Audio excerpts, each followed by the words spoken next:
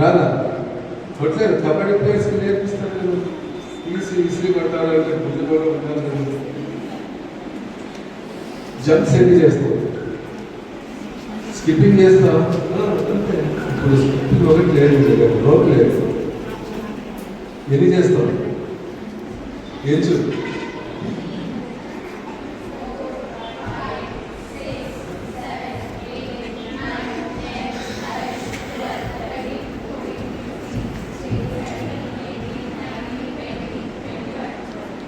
ఆగకుండా ఎన్ని చేస్తాం?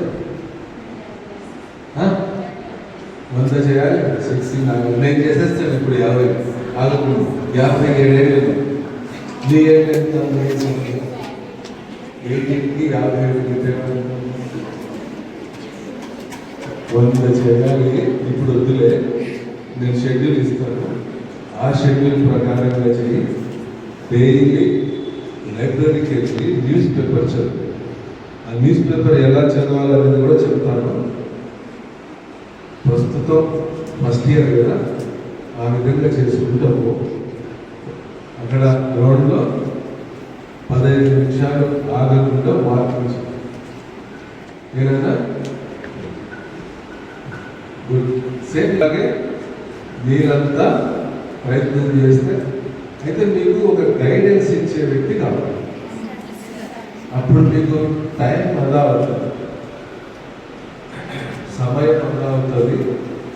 తక్కువ టైంలో ఎక్కువ నాలెడ్జ్ వస్తుంది, తప్పులు ఉండవు. ఇప్పుడు హైట్ లేని వాళ్ళు పోలీస్కి ప్రాక్టీస్ చేస్తే లాభం అవుతుంది. Time waste. ఆయనకి వెళ్తూనే హైట్ ఉండడు. ఇప్పుడంతా ఎలక్ట్రానిక్ సిస్టమ్. మా టైంలో మనుషులు ఉండేది, టేప్ పట్టి చెక్క పెట్టేది, కొంచెం అటు ఇటు ఉన్నా పోవాలి. ఇప్పుడు అట్లా లేదు, మొత్తం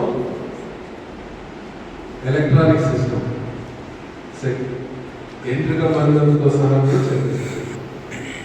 అలా హైట్ చూసుకోవాలి, ఏజ్, ఫిజికల్గా పనిచేస్తామా లేదా, అట్లా మీరు ఒకరి సజెషన్ తీసుకొని ముందుకు, అప్పుడు పర్ఫెక్ట్.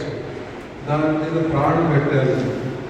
లేదా చెప్తాను, ఎప్పుడు తెల్లవారుతుందా, ఎప్పుడు చదవాలా, ఎప్పుడు పరిగెత్తాలి, ఇట్లా చేస్తే కాళ్ళ దగ్గరికి వస్తుంది ఏ ఉద్యోగం. ఆ విధంగా ప్రయత్నం చేయడానికి అలవాటు పడదు. నేను ఇంటికి ఆడతా. మీరేమన్నా క్వశ్చన్స్ అడిగేది ఇంతవరకు చెప్పాను కదా, ఆల్రెడీ నిన్న చెప్పాను. ఈ పాటికి మీ మైండ్లో క్వశ్చన్స్, డౌట్స్, సజెషన్స్ వచ్చి ఉండాలి. నిజంగా మీకు తప్పకుండా ఉండేవాళ్ళు అయితే అడగండి. ఫ్రీగా ఏముంది, నాకు తెలిస్తే చెప్తాను, లేదంటే తెలుసుకొని చెప్తాను. మీరు సాటిస్ఫై, నేను కూడా హ్యాపీ. అడుగుతా, ఎవరైనా ఏదైనా అడగచ్చు. నేను చెప్పిన పాయింట్స్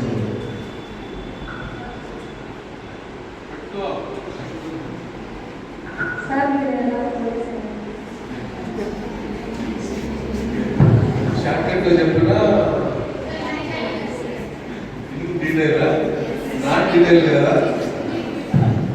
ఏం లేదన్నా, ఒక చిన్న ఇష్యూ జరిగింది. కూర్చో. మా టైంలో వాలీబాల్ కొనడానికి డబ్బులు పెట్టారు. ఒక చోట ఆడతా, ఒక పార్టీ కలిగి ఆడతా ఉంటే ఆ బాల్ కోర్టు బయట పడుతుంది కదా, కొట్టడము, తీసుకోవడం. ఆ బాల్ తీసుకొచ్చేదాన్ని కూడా పోటీ పరిగెత్తేవాళ్ళు. అంటే బాల్ని టచ్ చేయాలి. 86, 87 అక్కడ చిన్న గొడవ అయింది. నా చేతి నుంచి లాక్కుంటావు, నువ్వు అక్కడ టైం లేదు అంతా చెప్పడానికి. అమ్మాయి అడిగడానికి చెప్పాము. కొన్ని అయితే మన గవర్నమెంట్ బట్టి ఎక్కువ మాట్లాడలేదు. అట్లాంటి విషయాలన్నీ యూత్ తెలుసుకోగలిగితే రేపు ఏ లీడర్నైనా అడగచ్చు. ఇప్పుడు మనం ఎవరము ప్రశ్నించే గుణం లేకే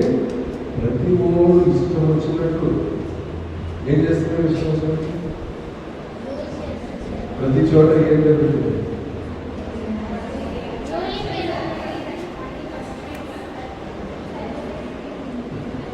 అట్లా అంటే రెగ్యులర్గా నేను ఎక్కువ మాట్లాడుకుంటూ అట్లా చాలా కంట్రోల్ అంతేనా? ఇప్పుడు రోజు మీరు వెళ్తుంటారు, ఎవరో చిన్నగా ఏదో అనుకుంటున్నారు. మనం ముందే వాటిని వేగంగా అంటే వాడు ఆలోచిస్తారు, వెదురుతారు.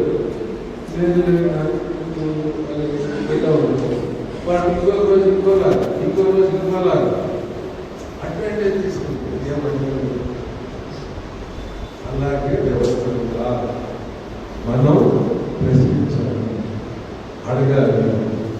అలా ప్రశ్నించాలి అంటే మనలో కూడా కొంత తెలివితేటలు, నాలెడ్జ్, సమాజంలో ఏం జరుగుతుంది, పేపర్ చదివితే ఫస్ట్ ఏం జరుగుతుంది, గవర్నమెంట్ ఏం చేస్తుంది, లీడర్స్ ఏం చేస్తున్నారు, లోకల్లో ఏం జరుగుతుంది, కొత్తలో కొంత అవగాహన వస్తుంది. ఇంకేమైనా చిన్న పిల్లలు 10వ తరగతి 8వ తరగతి కాదు, డిగ్రీ చదివిన ఐఏఎస్ అవుతుంది.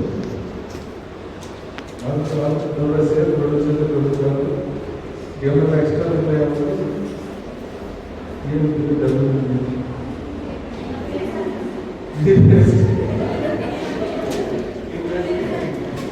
బాగుంది. అలాగా నాలెడ్జ్ పెంచుకోవడానికి ప్రయత్నం చేయండి. మొన్న యాంటీ కరప్షన్ ఆ ప్రోగ్రామ్కి వెళ్ళి ఒక ఫార్మసీ కాలేజీలో ట్రైనింగ్స్ పిల్లలు ఆ రోజు సందర్భంలో ఇంతమంది ఉన్నారని అడగల. నువ్వేం చేస్తావు, మీ నాన్న ఏం చేస్తావు, ఏ ఊరు ఒక్కొక్కరు చెప్పి ఇంట్రడక్షన్. ఇంతమంది చేసేటప్పుడు నాకు టైం అయిపోతుంది. నీకు చెప్పడానికి అయిపోతే నేను చెప్పడానికి ఉండదు. ఆ అమ్మాయికి మీ నాన్నగారు ఏం చేస్తున్నారు, ఫార్మర్ దేవుళ్ళ ఏరియా. సరే నాన్న, ఈరోజు యాంటీ కరప్షన్ దాని మీద మీ నాన్న ఏం చేస్తారు? వ్యవసాయం చేస్తారు. వ్యవసాయంలో నకిలీ విత్తనాలు ఇచ్చారు. బాగా వినండి, ఎక్కువ ఫార్మర్స్ పిల్లలే ఉంటారు.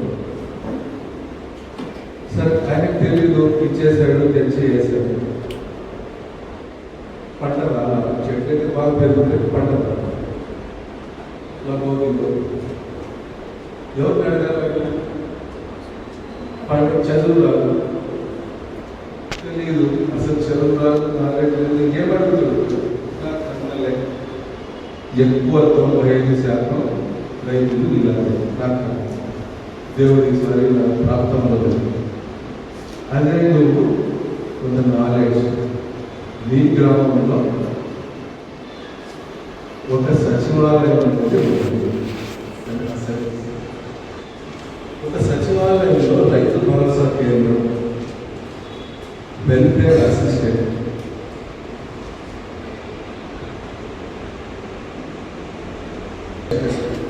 అందరికీ తెలుసు. ప్రతి ఒక్కరు మీ తల్లిదండ్రులు ఏది చేస్తారు? ఆటో నడుపుతారు, గోల్డ్ చేస్తారు, ఎలక్ట్రీషియన్ అన్నింటినీ చెప్తారు. ఆ